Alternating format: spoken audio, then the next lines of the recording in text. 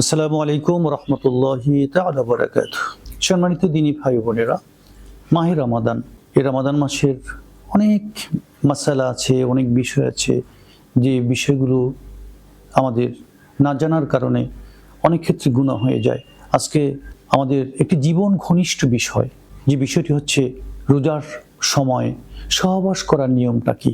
অনেক সময় এই কনজুগাল লাইফ লিড করার জন্য আমরা কিছু কিছু নিয়ম এমনভাবে পালন করি যে নিয়মটা ইসলাম বহির্ভূত। এজন্য আল্লাহ তাআলা কিছু বিধিবিধান আমাদের জন্য নির্ধারণ করে দিয়েছেন।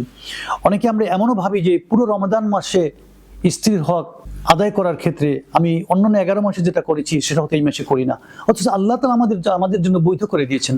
আল্লাহ নিজেই ঘোষণা করেছেন, উহিল্লা লাকুম লাইলাতাস সিয়ামি আর রাফাথু ইলা নিসাইকুম হুন্না লিবাসুল লাকুম ওয়া আনতুম লিবাসুল লাহুন্না।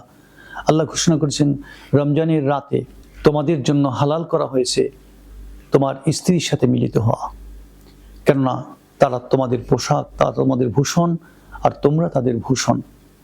এই জন্য ইফতারির পর থেকে শুরু করে শোবে সাদিকের পূর্ব পর্যন্ত নিজের স্ত্রীর সাথে বৈধ যেই মিলামেশা, সেটা রমাদানুল মুবারকে আল্লাহ তাআলা আমাদের জন্য রহমত হিসেবে নিজের পক্ষ থেকে উপহার হিসেবে নির্ধারণ করে দিয়েছেন।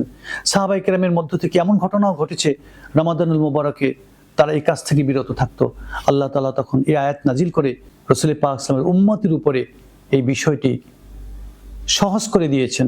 কেননা প্রত্যেক স্ত্রীর একটা হক আছে, স্বামীর প্রতি যেমন স্ত্রীর হক, স্ত্রীর প্রতি স্বামীর হক, যে দৈহিক হক, যে জৈবিক চাহিদা পূরণের জন্য যে হকটি, সেই হকটি যেন একজনের কারণে আরেকজন বঞ্চিত না হয়, সেজন্য আল্লাহ তাআলা এটা বৈধ করে দিয়েছেন। তবে যে বিষয়টি আমাকে জানতে হবে সেটি হচ্ছে যে একজন স্বামী যদি দিনের বেলায় কোনো কারণে ইচ্ছায় হোক অনিচ্ছায় হোক এই ধরনের কাজ করে ফেলে, সেক্ষেত্রে বিধানটা কি? সেক্ষেত্রে বিধানটা হচ্ছে, যদি সে ইচ্ছে করে শুধু এতটুকু পরিমাণ করে যে তার স্ত্রীকে সে চুমু খেয়েছে, স্পর্শ করেছে, যে কারণে তার কোনো প্রকার শারীরিক যে চাহিদা পরিপূর্ণভাবে সাধিত হয়, অর্থাৎ ইনজালের মাধ্যমে যেটা হয় সেটা হয়নি, তবে সেক্ষেত্রে তার ওই রোজাটা কাজা করতে হবে না, বরং রোজা সে পুরোপুরি সম্পাদন করবে। শুধুমাত্র এতটুকু যে স্পর্শ করেছে বা চুমো খেয়েছে। কিন্তু দৈহিক মিলনের যে পরিপূর্ণতা সাধিত হয় যে বিষয়গুলোর মাধ্যমে, সেটা যদি হয়ে যায় ইচ্ছাকৃতভাবে, তাহলে শুধু কাজা করলে হবে না, তাকে কাফফারাও আদায় করতে হবে। সেই রোজার কাফফারাটা আমাদের জেনে নেওয়া দরকার। একটা রোজাকে কেউ যদি এভাবে অন্যায়ভাবে নিজের চরিত্রকে চরিতার্থ করে, আল্লাহর হুকুমকে লঙ্ঘন করে, তাহলে তাকে 60টি রোজা অর্থাৎ 60টি রোজা ধারাবাহিকভাবে রাখতে হবে।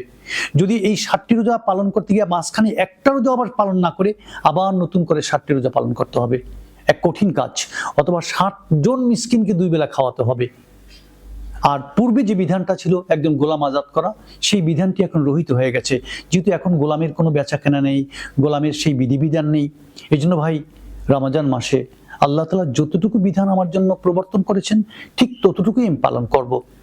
আরেকটি বিষয়, যদি আমার নফল রোজার ক্ষেত্রে দিনের বেলায় আমি এই ধরনের কোনো স্ত্রী সহবাস করে থাকি, ভালো করে মনে রাখবে, একটা হচ্ছে ফরজ রোজা যেমন রমজান মাস, সেক্ষেত্রে কিন্তু কাজা কাফফারা দুটিই আছে। কিন্তু নফল রোজার ক্ষেত্রে যদি এরকম হয়ে যায়, সেক্ষেত্রে শুধুমাত্র কাজা করলেই চলবে।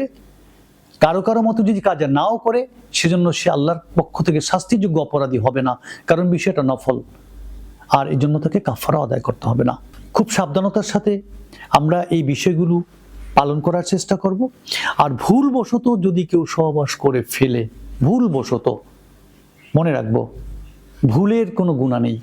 আল্লাহ তাআলার কি চমৎকার একটি আমাদের প্রতি বিধান, সেই রোজাটা তার কাজাও করতে হবে না, তাকে কাফফারাও আদায় করতে হবে না, বরং তার রোজা ভাঙবে না।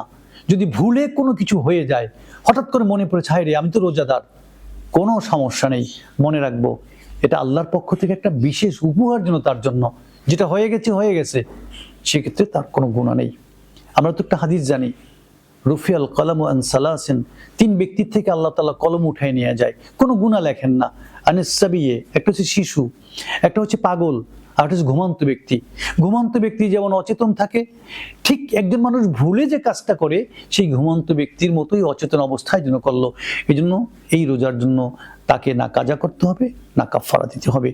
অতএব অনিচ্ছাকৃত যদি এই স্ত্রী স্পর্শ করার কারণে যদি বীর্যপাত হয়ে যায়, তারপরেও তার রোজা কিন্তু ভাঙবে না। অনিচ্ছাকৃত বলছি, অনিচ্ছাকৃত যদি বীর্যপাত হয় রোজা ভাঙবে না, কিন্তু ইচ্ছাকৃত হলে তাকে রোজা কাজা করতে হবে শুধু বীর্যপাত পর্যন্ত স্পর্শ করার কারণে।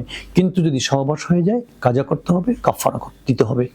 কাজা একটি, আর কাফারা হচ্ছে বলে দিয়েছি 60টি রোজা রাখবে, অথবা 60 জন মিসকিনকে দুবেলা পরিমিত খাবার দিতে হবে। আল্লাহ আমাদের সকলকে গুনাহ থেকে মুক্ত রাখুন। আল্লাহর বিধানকে স্বাভাবিকভাবে নিয়ম মতো, বিধি মতো, শরীয়ত মতো পালন করার সুযোগ দিক। আল্লাহ তাআলা তৌফিক এনায়েত করুন। আল্লাহ তাআলার কাছে এটাই করি প্রার্থনা, আমরা জীবন ঘনিষ্ঠ যে বিষয়গুলো সেগুলো জেনে নেই, কখনো যেন আমার দ্বারা কোনো অন্যায় কাজ না হয় সে ব্যাপারে সচেতন থাকি, রোজার হক যথাযথ আদায় করি। আমিন সুম্মা আমিন। আসসালামু আলাইকুম ওয়া রাহমাতুল্লাহি তাআলা ওয়া বারাকাতুহু।